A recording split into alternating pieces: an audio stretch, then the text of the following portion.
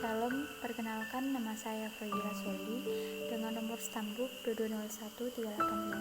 Saya dari kelas A dengan mata kuliah Administrasi Gereja Baru.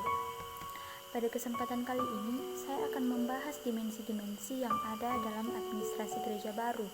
Namun, saya akan membahas satu persatu. Dimensi yang pertama ialah dimensi Alkitab, teologi, dan doktrin. Administrasi gereja adalah proses penyelenggaraan secara teratur kegiatan gereja melalui tahap perencanaan, pelaksanaan, pengawasan untuk mencapai tujuan penginjilan, pembinaan, dan pelayanan sosial. Administrasi gereja dapat diselenggarakan dengan terlebih dahulu memahami fungsi dan prinsip administrasi gereja tersebut. Administrasi gereja adalah pertanggungjawaban pemimpin-pemimpin dalam menyediakan wadah yang tepat di mana inkarnasi firman itu menjadi kenyataan. Fungsinya adalah menentukan dan menetapkan apa tujuan misi gereja tersebut, kemudian menyiapkan jalan untuk mencapai tujuan itu. Administrasi gereja baru merupakan sebuah terobosan dalam mengelola pelayanan gereja berbasis pada Alkitab, teologi, dan doktrin. Administrasi gereja baru merupakan perpaduan antara administrasi publik, administrasi bisnis, dan administrasi gereja itu sendiri. Pada hakikatnya, administrasi gereja adalah pertanggungjawaban pemimpin-pemimpin dalam menyediakan wadah yang tepat di mana inkarnasi firman itu menjadi kenyataan, di mana gereja betul-betul menjadi tubuh Kristus, kehadiran Kristus yang hidup dan konkret. Dengan definisi ini menjadi jelaslah bahwa administrasi gereja sebenarnya tidak seperti apa yang digambarkan orang selama ini sebagai urusan surat menyurat, rapat-rapat, ataupun organisasi pada umumnya saja.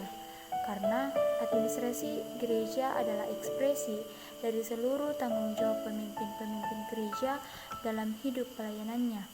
Oleh sebab itu, cara dan pelaksanaannya tergantung dari tiap individu pemimpin itu sendiri.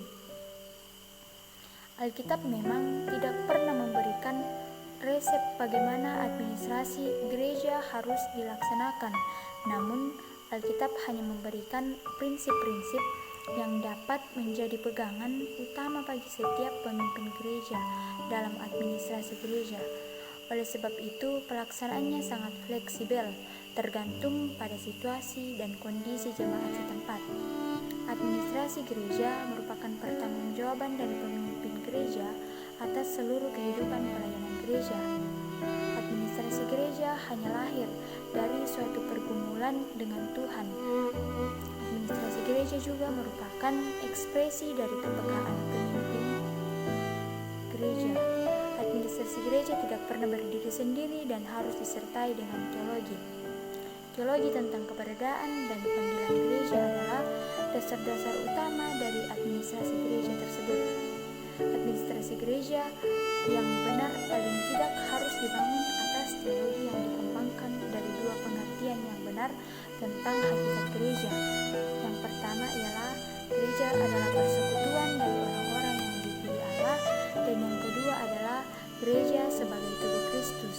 Doktrin itu berkaitan dengan disiplin dan segala sesuatu yang menjadi objek pengajaran yang dapat menyebar dengan cara yang berbeda seperti melalui pendidikan, khotbah, pendapat orang yang diakui berwibawa, dan bahkan melalui agama. Demikian juga doktrin ini bermula dari kemungkinan memiliki sejagat, namun hal ini hampir mustahil karena perbedaan budaya, agama yang wujud dalam kepelbagaian kelompok sosial yang membentuk umat manusia.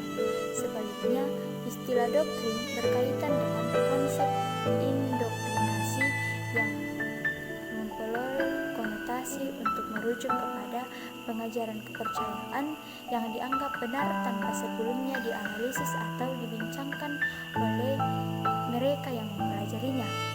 Doktrin diperlukan untuk menaturalisasikan gagasan dan ide sehingga apa yang kita inginkan dapat tercapai. Dan itu yang ada pada Alkitab dengan kekayaan doktrinal, dengan nilai-nilai kasih, pengampunan, cinta, kebenaran, kebaikan, dan sebagainya. Dari ketiga dimensi yang dibahas ini merupakan dimensi yang saling berkaitan antara satu sama lain di dalam dunia pelayanan. Selain berkaitan satu sama lain, ketiga dimensi ini juga mempunyai tujuan yang sama, yakni membuat semua umat Kristen memahami secara jelas dan nyata tentang bagaimana wujud pelayanan yang kontekstual bagi seluruh umat Kristen dalam melayani seluruh umat yang ada di dunia ini. Demikian pentingnya pemahaman lebih dalam dan akurat mengenai dimensi sangat dibutuhkan dalam setiap individu Kristen, khususnya bagi umat Kristen yang menjadi pelayannya dalam gereja. Hal ini juga tidak semata-mata membuat umat Kristen menjadi paham mengenai hal-hal besar, melainkan juga mampu mendorong setiap umat untuk dapat menciptakan hal baru di dalam kehidupannya masing-masing, khususnya dalam pelayanan kepada sesama umat manusia. Sekian pemaparan materi dari saya.